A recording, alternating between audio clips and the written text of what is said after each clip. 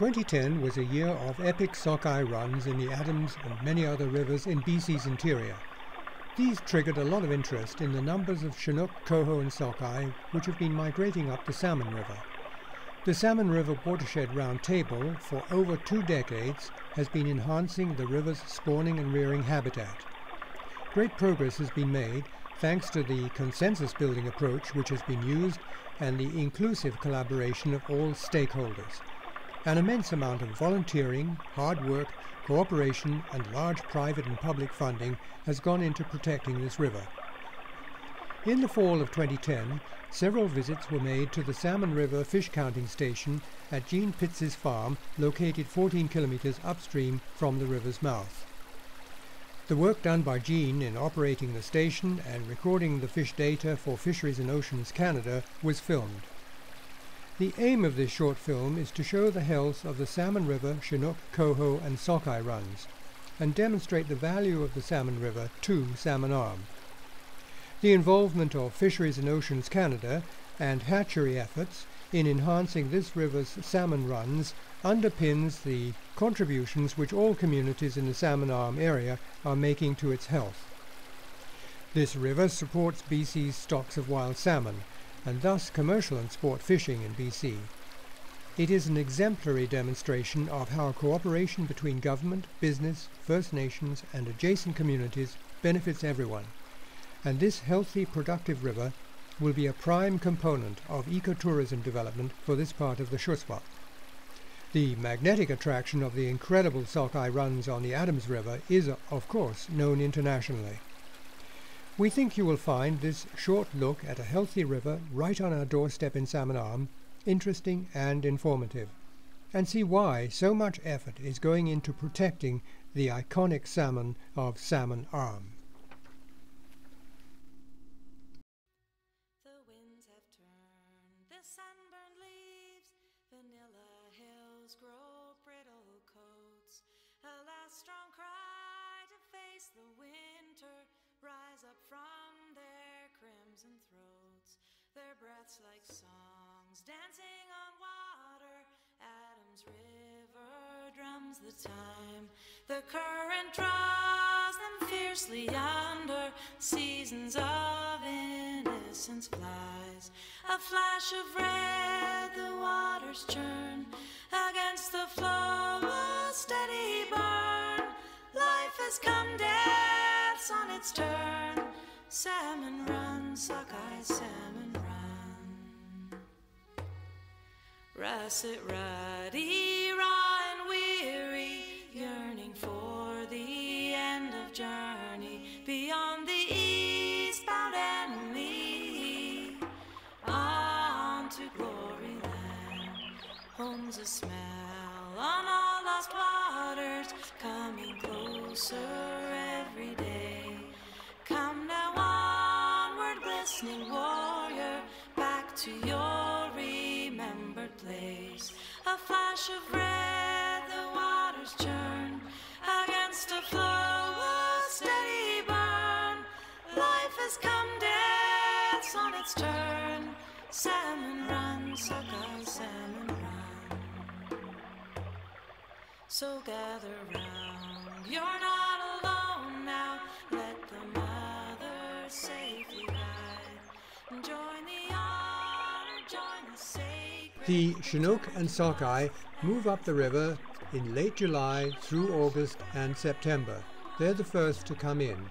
The coho come in much later, towards the end of October and early November. The barrier across the river is set up in midsummer. This directs the fish into a bankside holding pen.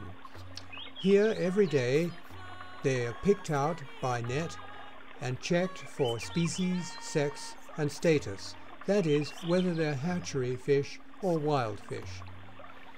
The fish are then released on the upstream side of the barrier and they make their way in their own time upstream to suitable gravel beds where spawning occurs. Some of these are quite a way further up the river from the barrier. There's lots of them around. You got a wrench on top of it. Yep. That was our bait. We were hoping whoever's visiting us in the middle of the night would steal a wrench, then they can at least get them with something. Because it's pretty hard for them to get into here.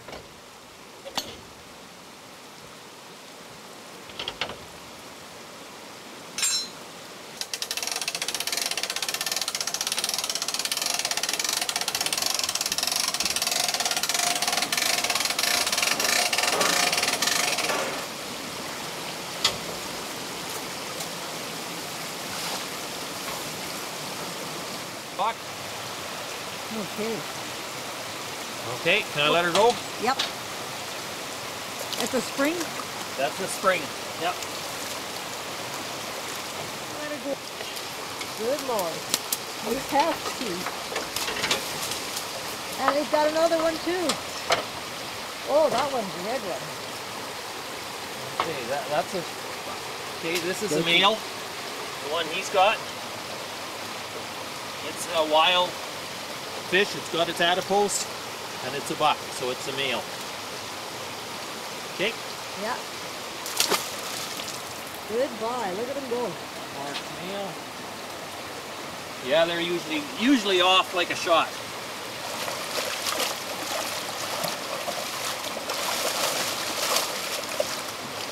Did he bite? Well, I try not to put my hand in their mouth. I bet you they do. This is another female.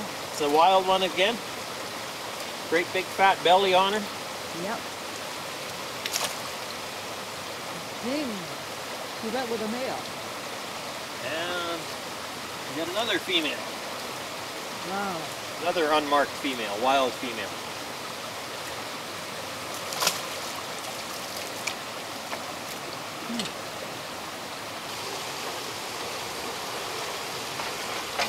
I bumped it, but I didn't catch it.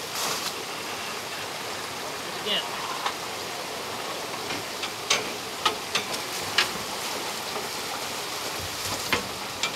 Wow. You got it this time. Yep. That's a smaller fish, this one. Another spring. Yep.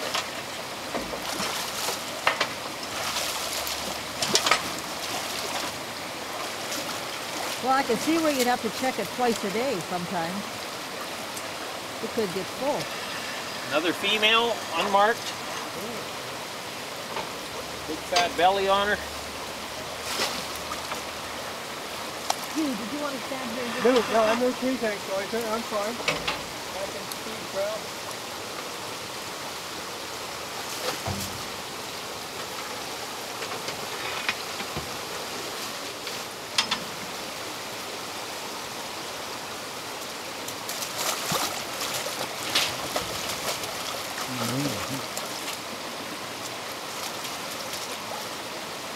This is a hatchery fish. Adipose is gone. This is a male.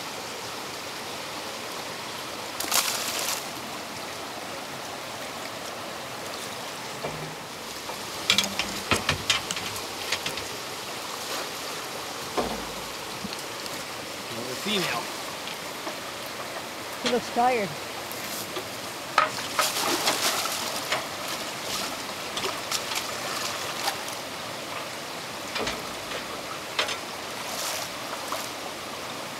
Wild fish. And a bite.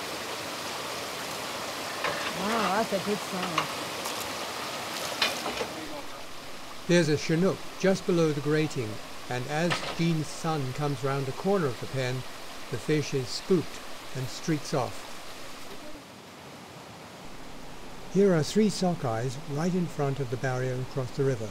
A few meters upstream is a patch of gravel where sockeye were observed in 2010 to be spawning, as well as further up the river.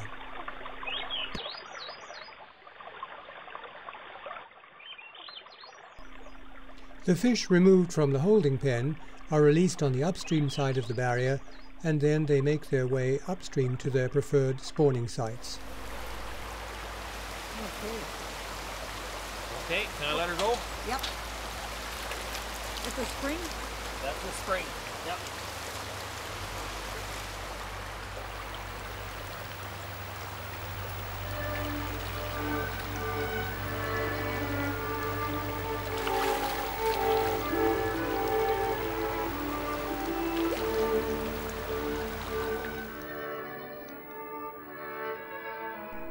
At the fish counting station, Jean handles visitors of all ages. It's particularly valuable for kids to learn about the salmon life cycle. Education of the public is a very important part of the work at the fish counting station. In this work, Jean Pitts has demonstrated the counting and recording of day-to-day fish movements through the holding pens.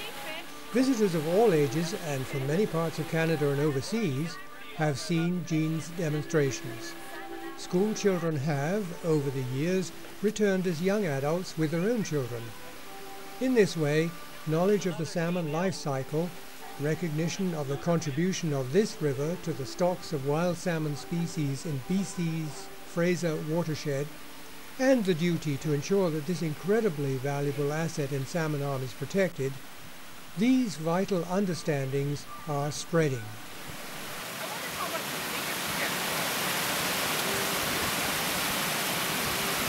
This is another hatchery fish.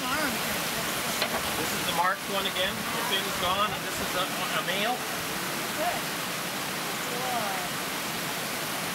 First time I ever watched the hatching, I have to squeeze the eggs out. I don't squeeze the eggs. You take a picture and put it over there. It's a bird that's going to get it.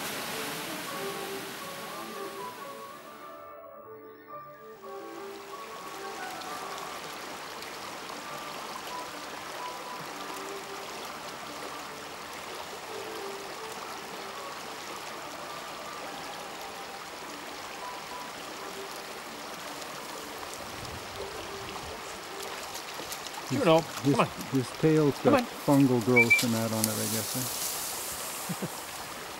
This is nicer than the other river where it's like a whole mass of fish.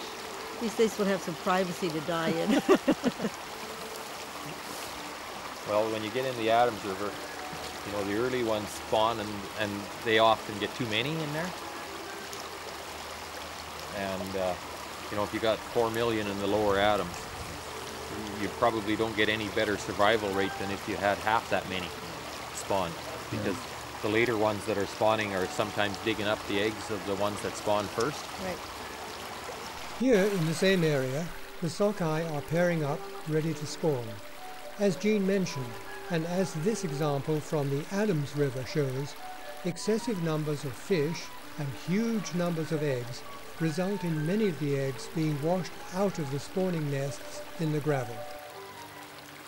Immediately after hatching, the tiny hatchlings live for a while on the contents of the egg's yolk sac, and then become independent to spend the next year or so either in the river or at the mouth of the river.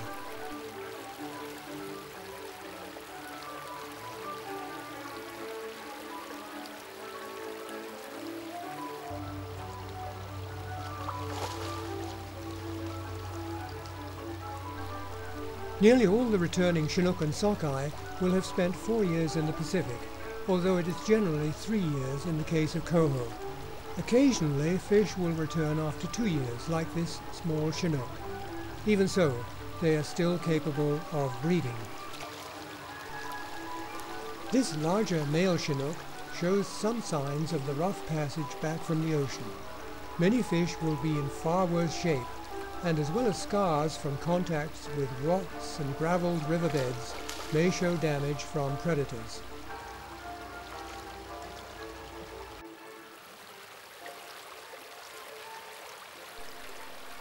Here are the numbers of fish taken for the past 4 years to the Eagle River hatchery for egg removal, fertilization, and rearing to between 5 and 10 centimeters in length. The hatching success is far higher under hatchery conditions than in the river's gravel spawning beds. Once independent and at an appropriate size, the juvenile fish are placed in the river, using a temporary pen to protect them from predators, as well as acclimatizing them to river conditions and the all-important smell or taste of the river. They will remember this taste and search for it on their return as adults from the Pacific Ocean to spawn and start the next generation in their birth river. The river runs through agricultural land in the valley bottom. providing a large important water source for summer crop irrigation. Water withdrawal has a critical effect on river flow rate and depths, the latter particularly critical at the river mouth, where sedimentation, coupled with low levels, can make fish entry to the river from the lake very difficult. A typical annual flow pattern is shown next. From late July to September, irrigation and summer heat reduce river flow rates to around 2 cubic meters per second. Temperatures in these shallow summer water flows may reach over 20 degrees centigrade, that is, close to the salmon's limits. Thus, flow and temperature are major factors in the salmon's river environment. Irrigation control and bankside tree cover contribute solutions to these problems. The best reaches or sections of the river, outlined in blue, for rearing the juvenile fish are shown in this map. The highest numbers of Chinook and coho juveniles were located in reach number 7, between Glen Emma and Falkland. Sockeye rearing occurs mostly in Shuswap Lake and around the mouth of the river. Spawning preference for Chinook and coho is reach 7 again, whereas sockeye spawning occurs mostly in the lower reaches of the river, some of it downstream of the fish barrier. The numbers of Chinook, coho and sockeye migrating in the annual runs are shown in the next 3 diagrams. Data for Chinook and coho span 1975 to 2011. For sockeye they start at 1951. Numbers of migrating Chinook peaked in the late 80s and early 90s. There are some signs of recovery. There is abundant spawning habitat for all 3 salmon species, but rearing habitat has only more recently been enhanced and has been more limiting.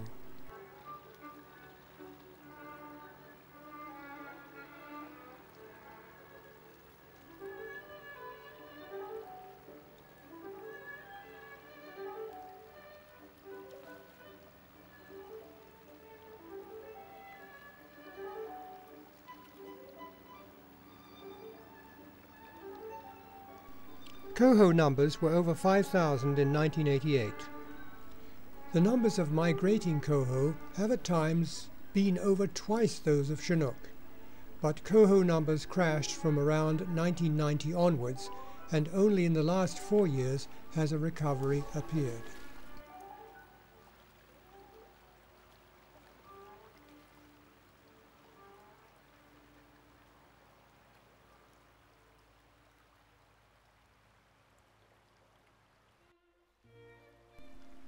Sockeye came up the Salmon River in huge numbers prior to 1913, but numbers subsequently collapsed, with some migrating fish interspersed with blank years.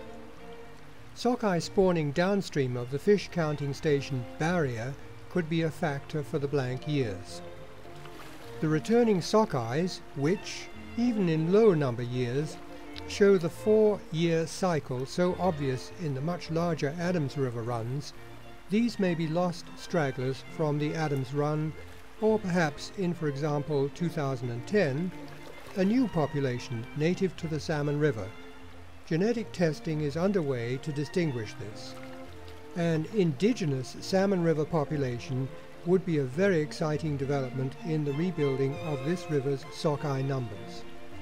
To end, it's useful to look at the economic aspects of sport fishing in BC and make the connection between the environment and the economy. A 2009 report by the Freshwater Fisheries Society of BC analysed data collected in 2005 on the dollar impacts of sport fishing in BC.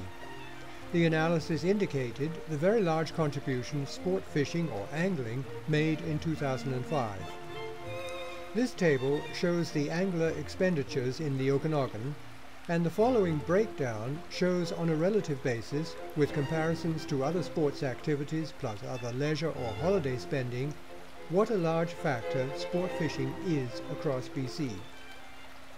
The fish stocking program, which is important as we have seen on the Salmon River, is extremely cost-effective in supporting sport fishing. The 7 million fish stocked in 2005 at a cost of $8 million, generated about 20 times that dollar amount in expenditures around the province by sport fishers. As Mel Arnold, former president of the BC Wildlife Federation, pointed out, the stocking program, which must clearly be accompanied by river, stream and lake protection, is the vital foundation of the economic inputs from sport fishing.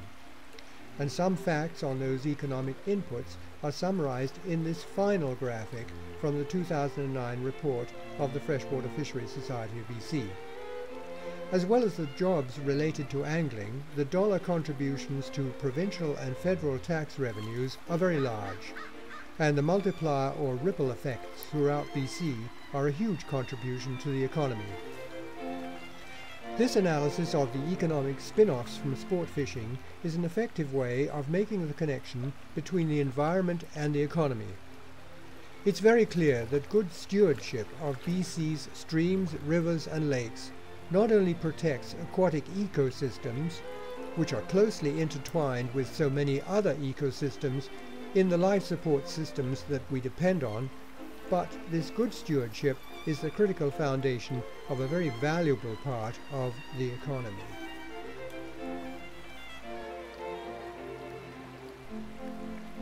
And so we come to late October and early November, with some shots of Jean pulling a magnificent male coho out of the trap, ready to send this one on its way upstream. It's cold, it's chilly, it's damp, and you can see Jean is well dressed.